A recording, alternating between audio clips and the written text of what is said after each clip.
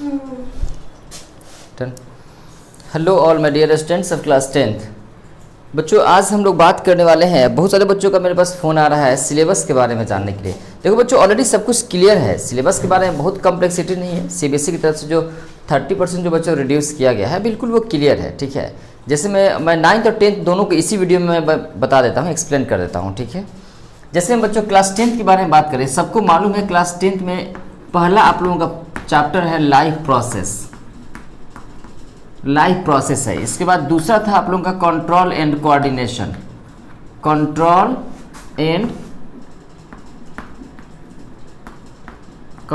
And coordination. तीसरा chapter है बच्चों आप लोगों का हाउ डू ऑर्गेनिज्म्स रिप्रोड्यूस। चौथा चैप्टर है बच्चों आप लोगों का heredity and evolution, heredity and evolution. पांचवा चैप्टर है बच्चों आप लोगों का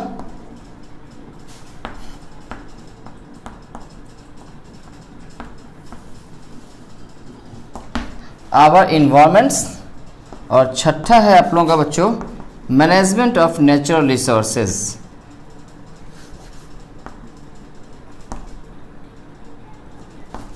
मैनेजमेंट ऑफ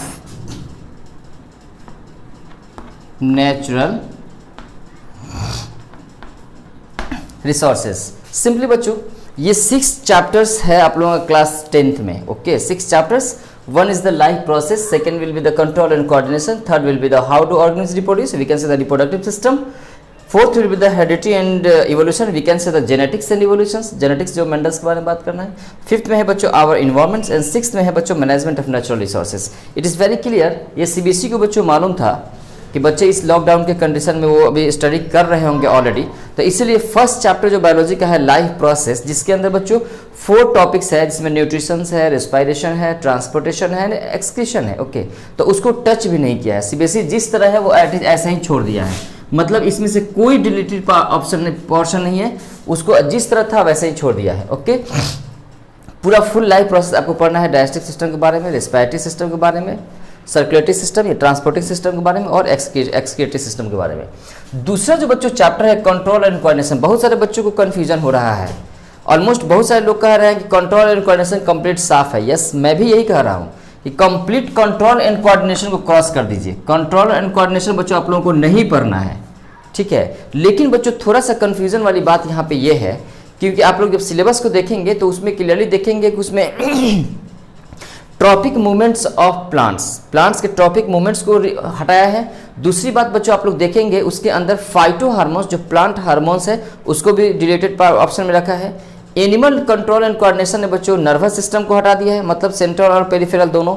इसके बाद रिफ्लेक्स एक्शन को हटा दिया है, रिफ्लेक्स आर को हटा दिया है, ओके। इसके बाद बच्चों प्लांट्स एनिमल्स हार्मोन्स के बारे में, जो कि different endocrine system, endocrine glands होता है, उसके बारे में भी हटा दिया है। लेकिन बच्चों एक चीज़ छोड़ा जो मैं भी कंफ्यूज हूँ या बहुत सारे लोग कंफ्यूजन में हैं, कि ट्रॉपिज्म भी होता है, जो ट्रॉपिक मूवमेंट हम लोग बोलते हैं प्लांट्स के कंडीशंस में, जिसको अलग अलग ट्रॉपिज्म, फोटोट्रॉपिज्म है, केमोट्रॉपिज्म है, हाइड्रोट्रॉपिज्म है, ओके। इसके बाद उसमें बच्चों एक चीज़ है कि एक होता है nastic movement and nyctinastic movement, thigmonastic movement, ये सब जो मूवमेंट होता है एक छोटा सा टर्म्स है। मुझे लगता है कि वो ये वर्ड भूल गया है उसको लिखना, ठीक है। तो इसीलिए इसको भी हम लोग रिमूव कंडीशन में एक छोटा सा टर्म्स है। तो एक तरह से बस फाइनली ये समझिए control and coordination is completely crossed, ये इसको हटा दिया है। तीसरा चैप्टर है हाउ डू ऑर्गेनिज्म रिप्रोड्यूस, जो सारे बच्चों का मुझे लगता है ये फेवरेट होगा, और बहुत बच्चे चाहते भी हैं कि ये जितना जल्दी हो सके ये चैप्टर पढ़ें, हाउ टू रिप्रोडक्टिव सिस्टम के बारे में, क्योंकि ये नेचुरल चीज़ है। ये बच्चे इंटरेस्टेड भी रहते हैं, 8th क्लास में पढ़े रहते हैं इसके बारे में, और इंटरेस्टेड होता है कि चलिए 10th क्लास में पढ़ने को मिलेगा। तो इसको सीबीएसई काफ़ी बच्चों के साथ डिसीजन लिया है, बच्चों के आप लोगों के अगेंस्ट में नहीं लिया है, इसको ऐसे ही छोड़ दिया है। मतलब रिप्रोडक्शन और ऑर्गेनिज्म रिप्रोडक्टिव सिस्टम टच भी नहीं किया है, उसको जिस तरह था वैसे ही छोड़ दिया, मतलब इसको आपको पढ़ना है। चौथा चैप्टर है बच्चों heredity and evolutions. Heredity and evolution जो बच्चों चैप्टर है, इस हेरिडिटी एंड इवोल्यूशन में 2 चीज़ है। एक हेरिडिटी है मतलब मेंडल्स के बारे में, मेंडल्स का जो एक्सपेरिमेंट है बच्चों, मेंडल्स का एक्सपेरिमेंट जो कैसे how parental character is transfer from one generation to the next generation, we can say the heredity character या पैरेंटल कैरेक्टर भी कह सकते हैं कि एक जनरेशन से या माँ बाप से उसके बच्चों में ट्रांसफर कैसे होता है। इसके बारे में मेंडल साहब ने एक्सपेरिमेंट करके जो बताया था, इसके बारे में बच्चों अपन लोग जाना है कि what is the 7 contrasting character in the case of plants and how Mendel's tells about the perform the experiment, okay, on the inside the garden pea plants, okay, especially monohybrid cross, dihybrid cross, dominant recessive, जितने भी सारे terms related to genetics वो सब पढ़ना है। लेकिन बच्चों इसमें एक चीज़ है यहाँ पे इवोल्यूशन जो टॉपिक है बच्चों कंप्लीट ऑलमोस्ट हटा दिया है, क्योंकि इवोल्यूशंस में आप लोगों को उसमें लिखा है कि बेसिक कंसेप्ट ऑफ इवोल्यूशन। तो बच्चों basic concept of evolution means what, palaeontology एक टर्म्स होता है प्लियोन्टोलॉजी, जिसके अंदर बच्चों फॉसिल्स के बारे में, स्टडी अबाउट फॉसिल्स, उसके बारे में आपको बात करना था इवोल्यूशंस में। दूसरी बात बच्चों हम लोग बात करेंगे कि इसके साथ साथ उसमें जिसमें होमोलोगस ऑर्गन था, हेट्रोलोगस या we can say the analogous organ था, इसके बाद बच्चों उसमें वेस्टिजियल ऑर्गन था, कनेक्टिंग लिंक्स था, ये सारे चीज़ के बारे में इवोल्यूशन के अंदर। अच्छा लास्ट में बच्चों इवोल्यूशन ऑफ ह्यूमन बींग्स, इंसान का जो ह्यूमन बींग्स का जो इवोल्यूशन है, कैसे हम लोग इंसान के इस फॉर्म में है, हम लोग के अंदर में क्या चेंजिंग आया है सब सिक्वेंशियल, तो इसको कंप्लीट इवोल्यूशंस को आपको ये रिमूव कर दिया है, जो भी बेसिक कॉन्सेप्ट इसका है सब हटा दिया है। इसके बाद बच्चों है 5वां चैप्टर है आवर इन्वायरमेंट्स, ये जिस तरह है आवर इन्वायरमेंट वैसे ही छोड़ दिया है, मीन्स इनफैक्ट ये इंपॉर्टेंट टॉपिक है, इंपॉर्टेंट चैप्टर्स, इसके इंटरनल जो कंटेंट है, क्योंकि हमारे एटमॉस्फेयर के बारे में, हमारे इन्वायरमेंट के बारे में बच्चों लोगों को नॉलेज होना चाहिए, नॉलेज रहना चाहिए, ताकि इन्वायरमेंट को सब लोग साफ क्लीन रखें, इसलिए आवर इन्वायरमेंट को छोड़ दिया, रहने दिया है। इसके अंदर आप लोग बात करेंगे जो कि इकोसिस्टम के बारे में आप लोग बात करेंगे, पॉन्ड इकोसिस्टम है, मतलब ये नेचुरल इकोसिस्टम, आर्टिफिशियल इकोसिस्टम जिसके अंदर एक्वेटिक इकोसिस्टम है, इसके बाद ग्रासलैंड इकोसिस्टम है, डिजर्ट इकोसिस्टम है, इसके बाद पॉन्ड इकोसिस्टम है, ओशियन इकोसिस्टम, ये सारी चीज़ के बारे में बात करना है आप लोगों को। इसका कंपोनेंट्स में एबायोटिक कंपोनेंट्स और बायोटिक कंपोनेंट्स भी है इसके, वो सारी चीज़ के बारे में हम डिस्कस करेंगे। तो आवर इन्वायरमेंट आपको पढ़ना है, आवर इन्वायरमेंट है, हेरिडिटी इधर है, क्रॉस किया है इसको, सॉरी इवोल्यूशंस को क्रॉस कर दीजिए। इसके बाद इंटरनल असेसमेंट में बच्चों इसको डाल दिया है मैनेजमेंट ऑफ नेचुरल रिसोर्सेज को, ठीक है। मैनेजमेंट ऑफ नेचुरल रिसोर्सेज से फाइनल एग्जाम में आप लोगों को नहीं आने वाला है, ठीक है, तो इसको इंटरनल में डाल दिया है। मैनेजमेंट ऑफ नेचुरल रिसोर्सेज के अंदर आप लोग ऑलरेडी नेचुरल रिसोर्सेज चैप्टर के बारे में आप लोगों ने क्लास 9th में ऑलरेडी पढ़ा है, क्लास 9th में आप लोग ऑलरेडी पढ़ चुके हैं इसके बारे में, ठीक है। तो यहाँ पे सिर्फ what is the different procedure and how you manage this 3R, triple R के बारे में जो बात करना था, रिड्यूस है, रिसाइकल है एंड रीयूज है। तो इसके बारे में मैनेजमेंट ऑफ नेचुरल रिसोर्सेज के बारे में और भी बहुत सारी चीज़ें, डिफरेंट उसमें साइकिल्स वगैरह भी था, ठीक है, nitrogen cycle, carbon cycle, hydrogen cycle, sulphur cycle, बहुत सारे साइकिल्स हैं। तो ये बस सिंपली ये 10th क्लास के लिए बच्चों 10th का ये सिलेबस है, ओके।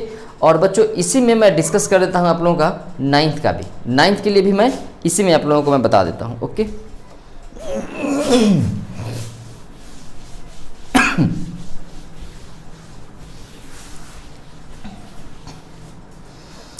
9th के बच्चों 9th के बारे में बात करेंगे हम लोग। 1 नंबर में सबसे पहला चैप्टर है बच्चों fundamental unit of life, fundamental unit of life we can say cells. दूसरा चैप्टर है बच्चों आप लोगों का टिश्यू। तीसरा चैप्टर है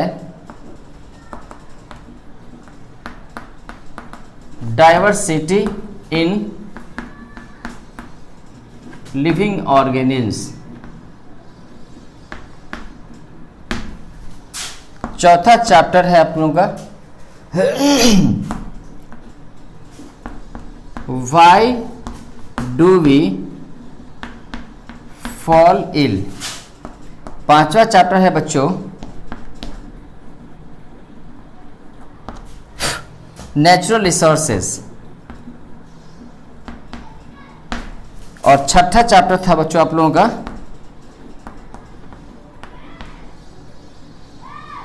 इम्प्रूवमेंट इन फूड रिसोर्सेज। तो बच्चों ये है आप लोगों का 9th क्लास का, ये किसका है 9th का है, 9th बायोलॉजी। तो 9th बायोलॉजी में बच्चों 6 चैप्टर है, जिस तरह मैं टेंथ के बारे में आप लोग जाने 6 चैप्टर उसमें भी था, इसमें भी 9th में 6 चैप्टर है। फर्स्ट चैप्टर है fundamental unit of life. It is true बच्चों, ये सीबीएसई को मालूम था कि पहला चैप्टर बच्चे पढ़ रहे होंगे, इसीलिए fundamental unit of life cells and दूसरा जो चैप्टर है बच्चों टिश्यू, ये दोनों चैप्टर को वो टच नहीं किया है कुछ भी कटफट नहीं किया है।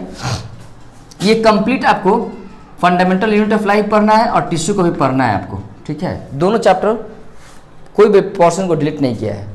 इसके बाद तीसरा जो चैप्टर है बच्चों डाइवर्सिटी इन लिविंग ऑर्गेनिज्म, इसको बच्चों हटा दिया है। डाइवर्सिटी इन लिविंग ऑर्गेनिज्म को क्रॉस कर दीजिए, क्योंकि इसके अंदर जो भी बच्चों आप लोग जो डिफरेंट जो इसमें क्लासिफिकेशन टर्म्स क्लासिफिकेशन है, नोमेनक्लेचर है, सिस्टमेटिक्स है, टेक्सोनोमिकल हायरार्की है, इसके बाद इसमें बच्चों डिफरेंट किंगडम्स है, Monera, protista, fungi, Plantae, Animalia, ठीक है। ये ऑलमोस्ट जितनी भी सारी चीज़ें हैं, फाइलम, जैसे फाइलम के बारे में बात करेंगे पॉरीफेरा से लेकर कॉर्डेटा तक, वर्टिब्रेटा तक, वहाँ तक सारे फाइलम्स को रिलेट कर दिया गया। प्लांट्स के बारे में बच्चों थाइलोफाइटा, ब्रायोफाइटा, टेरिडोफाइटा, जिम्नोस्पर्म, एंजियोस्पर्म, ये सारा चीज़ था, ये ऑलमोस्ट सबको। तो जो भी 5 किंगडम्स के बारे में Monera, protista, fungi, Plantae, Animalia बात कर रहा था, सबको हटा दिया है। इसीलिए हम लोग कहेंगे कंप्लीट समझिए कि डाइवर्सिटी को भी हटा रिमूव कीजिए, पूरे डाइवर्सिटी सिस्टम को हटा, डाइवर्सिटी लिविंग ऑर्गेनिज्म चैप्टर को ही हटा दिया है। चौथा चैप्टर है बच्चों why do we fall ill, हम लोग बीमार क्यों पड़ते हैं, इसको कुछ भी नहीं किया है, सब कुछ पढ़ना है आपको। Why do we fall ill को जिस तरह था एटिस ऐसे ही नहीं दिया है। डिफरेंट डिजीज के बारे में इसमें आप लोग जानेंगे, इसमें पढ़ेंगे, ठीक है, जो कि इंपॉर्टेंट चैप्टर है भी, इंपॉर्टेंट डोंट डाउट, इंपॉर्टेंट तो बच्चों सब है, ऐसा नहीं है ओके। डाइवर्सिटी भी जानना जरूरी था, इसलिए कि बच्चों same cheese diversity in living organism, यही आप लोग जब क्लास 11th में बच्चों जाएंगे तो क्लास 11th का जो शुरू का जो चैप्टर्स है ये सब डाइवर्सिटी ही पढ़ना है। पहला ही चैप्टर है द लिविंग वर्ल्ड, दूसरा चैप्टर है बच्चों बायोलॉजिकल क्लासिफिकेशन, तीसरा चैप्टर है प्लांट किंगडम, चौथा चैप्टर होगा एनिमल किंगडम। ये मैं 11th की बात कर रहा हूँ। तो ये सारे जो भी डाइवर्सिटी इन लिविंग ऑर्गेनिज्म बच्चों पढ़ने वाले थे आप, जो कि सीबीएसई हटा दिया, ये जो भी बच्चे 11th क्लास में जब जाएंगे बायो लेंगे तो वो टोटल चीज़ आपको वहाँ पे पढ़ना है आप लोगों को, शुरू में ही फर्स्ट इनिशियल के चैप्टर में ही 4 चैप्टर में पढ़ना है। Why do we fall ill में हम लोग बीमार क्यों पड़ते हैं बच्चों, इसको आप लोगों को पढ़ना है, इसको टच नहीं किया है, इसको पढ़ना है, इसको पढ़ना है, ठीक है। इसके बाद नेचुरल रिसोर्सेज है बच्चों, नेचुरल रिसोर्सेज को आप लोगों को पढ़ना है कि नेचुरल रिसोर्सेज के अंदर जैसे में कुछ cycle, biogeochemical cycle, nitrogen cycle, phosphorus cycle, carbon cycle, कुछ ऐसे सल्फर अलग अलग साइकिल्स होते हैं, ठीक है। बायोजियोकेमिकल साइकिल के नाम से जनरली हम लोग जानते हैं। तो ये नेचुरल रिसोर्सेज के अंदर कुछ ऐसे नेचुरल चीज़ें जो भी है कंटेंट, ऑलमोस्ट इसमें सब कुछ रखा है, ठीक है। तो इसीलिए हम लोग बात करेंगे कि इसको पढ़ना है। लेकिन बच्चों एक टॉपिक है improvement in food resources. Improvement in food resources के बारे में ऑलमोस्ट जितने भी सारे अंदर का जो कंटेंट है ऑलमोस्ट सब कुछ हटा दिया। लेकिन बच्चों यहाँ पे एक चीज़ कन्फ्यूजन है हम लोगों को, एनिमल हस्बेंड्री उसमें नहीं लिखा है।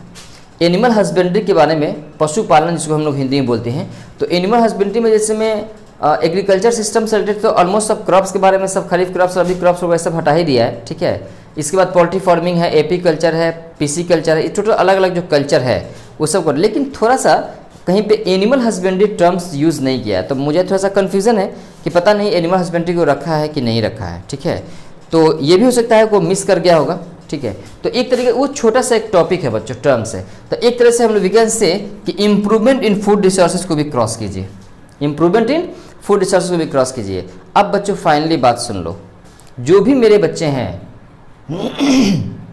ऑलमोस्ट 400 to 500 जो स्टूडेंट्स जो मेरे सर्किल में हैं, जो पढ़ते हैं मुझसे, सारे बच्चों को मैं बता दूं, जो लोग इस वीडियो को देखेंगे या फिर जो मेरे चैनल के माध्यम से या दूसरे चैनल के जैसे भी जाने वो लोग, ये जो 2 चैप्टर है diversity in living organism and improvement in food resources, मैं डेफिनेटली पढ़ाऊंगा बच्चों, ठीक है। ऐसा नहीं कि मैं इसको छोड़ दूंगा, नहीं।